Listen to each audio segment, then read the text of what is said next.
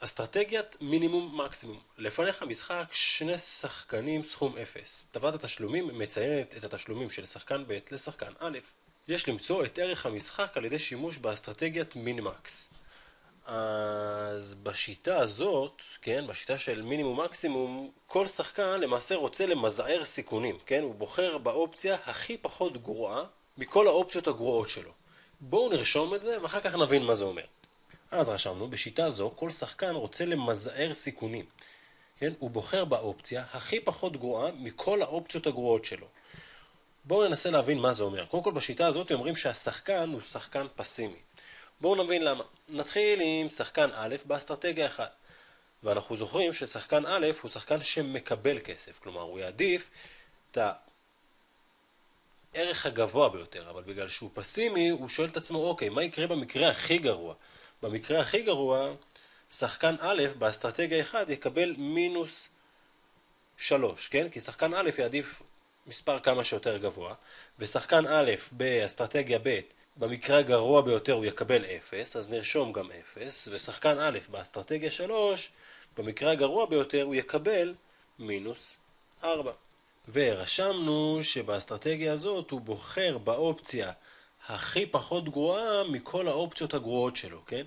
אלה האופציות הגרועות שלו, 3, 0 ומינוס 4, והכי פחות גרועה בשבילו היא האופציה של 0. ואם נרצה לרשום את זה ברישום קצת יותר מתמטי, אז אפשר להגיד שמקס של מין שווה 0. כלומר, הערך המקסימלי מבין הערכים המינימליים הוא 0, כן? הערך המקסימלי מבין הערכים האלה, שלמעשה 3 מייצג את הערך המינימלי מבין הערכים מינוס 3, מינוס 1, 9, 0 מייצג את הערך המינימלי ב-3, 0, 3, ומינוס 4 מייצג את הערך המינימלי בין 8, מינוס 1 ומינוס 4, ומבין כל הערכים המינימליים אנחנו ניקח את המקסימלי. לכן, הרצועת רישום היא תהיה מקס של מין שווה 0. אותו דבר אנחנו נעשה עם שחקן אחד. ושחקן אחד הוא שחקן שמשלם. לכן הוא יעדיף את הערכים הנמוכים ביותר. אבל גם שחקן ב' הוא שחקן פסימי במקרה הזה, והוא יבדוק מה קורה במקרה הכי גרוע מבחינתו. אז במקרה הכי גרוע מבחינתו של שחקן ב', אם הוא יבחר באסטרטגיה 1 הוא ישלם 8, ואם שחקן ב' יבחר באסטרטגיה 2 במקרה הכי גרוע הוא ישלם 0, ושחקן ב', אם הוא יבחר באסטרטגיה 3 במקרה הכי גרוע הוא ישלם 9. ואנחנו נרצה לבדוק מה האופציה הכי פחות גרועה מכל האופציות הגרועות שלו. אז האופציה הכי פחות גרועה מבין האופציות הגרועות שלו היא האופציה של 0, כן? עבור שחקן א' ראינו שזה גם 0, ועבור שחקן ב' זה גם 0. אז בואו נרשום את זה בצורת רישום קצת יותר מתמטית. רק הפעם זה יהיה מין של מקס, וזה שווה ל-0. כלומר, הערך המינימלי מבין כל המקסימלים, כן, שהערך המקסימלי, הערכים המקסימליים הם 8, 0 ו-9, המינימלי ביניהם הוא 0. אז אפשר לרשום את זה גם בצורה הבאה. אפשר לרשום שעבור שחקן א', ה-V תחתון שווה ל-0. ועבור שחקן ב' אפשר לרשום שה-V עליון גם שווה ל-0. ובואו נרשום מה המסקנה שלנו. מסקנה, אני קודם ארשום את המסקנה ואחר כך אני אסביר אותה.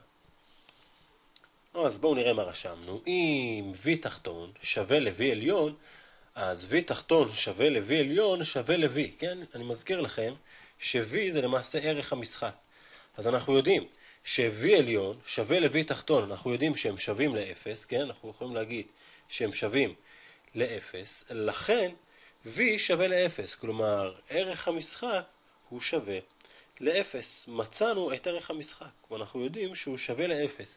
וגם כאן אנחנו נרצה להגיד באיזו אסטרטגיה יבחר שחקן א' ובאיזו אסטרטגיה יבחר שחקן ב'. אז אנחנו רואים שערך המשחק זה ה-0, כן? אנחנו רואים שזה הערך הזה. אז קל לראות ששחקן ב' יבחר ב-2 ושחקן א' גם הוא יבחר ב-2. אז נרשום את זה. אז רשמנו ששחקן א' יבחר באסטרטגיה 2 ושחקן ב' גם הוא יבחר באסטרטגיה 2. וזהו, זה הפתרון הסופי לשאלה ששאלו אותנו.